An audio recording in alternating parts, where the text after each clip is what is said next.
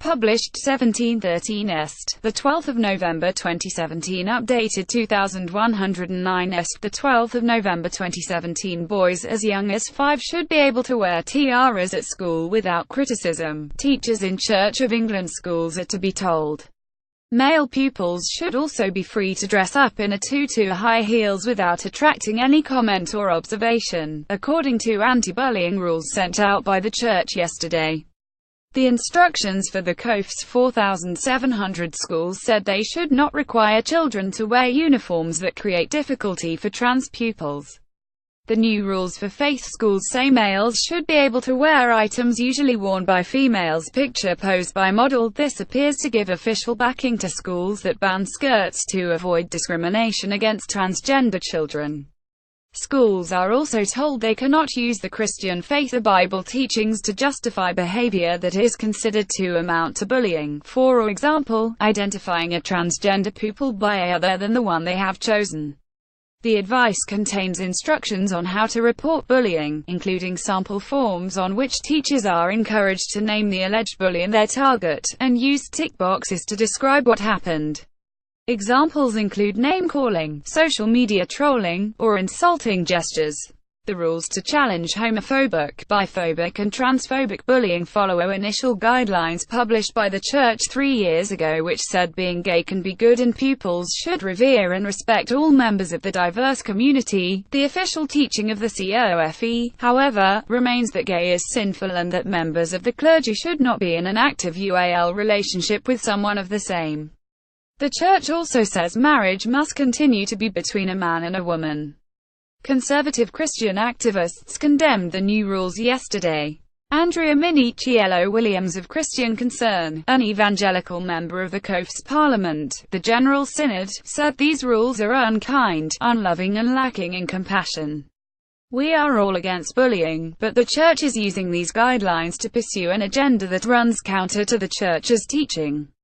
Justin Welby said this guidance helps schools to offer the Christian message of love, joy and celebration of our humanity without exception or exclusion. She added, "We are getting to the point where if you are not careful, the slightest slip from the correct agenda in a Church of England school will get you punished."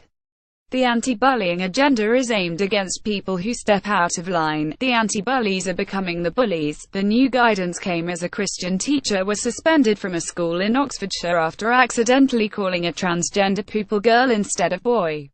Joshua Sutcliffe, 27, faces a disciplinary hearing this week in which he could lose his job, after the parents complained. The COFE rules say children in nurseries and the primaries that make up the majority of church schools should be free to follow their own inclinations when they dress. They state in the early years context and throughout primary school, play should be a hallmark of creative exploration. Pupils need to be able to play with the many cloaks of identity. Children should be at liberty to explore the possibilities of who they might be without judgment or derision. For example, a child may choose the tutu, princess tiara and heels and/or the fireman's helmet, tool belt and superhero cloak without expectation or comment. The rules add within school communities there will be members of staff who are cohabiting, in same relationships, bilingual, trans or exploring their gender identity, same parents and trans parents may be among the parent body, and in most secondary schools a minority of pupils will come out as gay or lesbian during their years in the school. An increasing number of children and young people are being referred to gender identity services. An increasing number of primary and secondary schools are reporting incidences of children wishing to identify as other than the gender of their birth. Any school that does not teach the importance of gay or transgender rights will be failing in their duty to prepare their pupils to live in modern Britain, the Church rules say.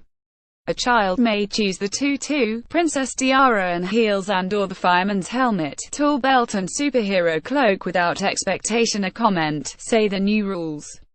Pictured the Archbishop of Canterbury Justin Welby's guidance adds that there can be no justification for this negative behavior based on the Christian faith or the Bible. It states that the Church of England's teaching on human duality and a range of Christian views should be taught, as well as a range of perspectives from other faiths and worldviews. The Most Rev. Justin Welby, the Archbishop of Canterbury, said central to Christian theology is the truth that every single one of us is made in the image of God. Every one of us is loved unconditionally by God. This guidance helps schools to offer the Christian message of love, joy and celebration of our humanity without exception or exclusion. Roman Catholic schools are to cut the terms mother and father from admissions forms to avoid offending step-parents and same couples. It follows a complaint by a parent against Holy Ghost Roman Catholic Primary School in Wandsworth, South London, after it used mother guardian and father guardian on a form. The Office of the School's Adjudicator upheld the complaint, saying the wording might be taken to imply that the school is restricting its definition of parent. The Catholic Education Service is understood to be preparing a form using the family instead. Drag queens are being brought into taxpayer-funded nursery schools to teach children about UAL diversity. The Drag Queen Storytime organization, based in Bristol, was formed to teach children about LGBT tolerance. Nursery bosses say the sessions will help children to see people who defy rigid gender restrictions and grow up to combat hate crime. Donna Lamode is one of the drag queens who will be sent in to read stories to children at nursery. They want to target 2- and 3-year-olds to influence them early. The drag queens, including Donna Lamode, will read stories to the children. The sessions are being held at 7 London Early Years Foundation nurseries over the winter, and if they are successful they will be rolled out across all the LEYF's 37 sites, but leading child psychotherapist Dilys Dawes feared they could sow the seeds of confusion in young children about their own UAL identity. An advisor to the Archbishop of Canterbury has quit in protest over the Church of England's liberal teaching. Lorna Ashworth, a conservative evangelical who sat on the Archbishop's Council, said the COFE has become revisionist and heretical. She also resigned from the General Synod. Lorna Ashworth quit her position in the Church of England because of its liberal agenda. Mother of 3 Mrs. Ashworth, 47, is disappointed by COFE moves to condemn those who try to persuade gay people to become heterodal, and by its deepening accommodation of the transgender lobby. She said, in light of this revisionist agenda and the heretical teaching, I am no longer willing to sit around the table, pretending we, as a governing body of the Church of England, are having legitimate conversations about mission. Mrs. Ashworth added that she and many others long for clear and courageous biblical leadership.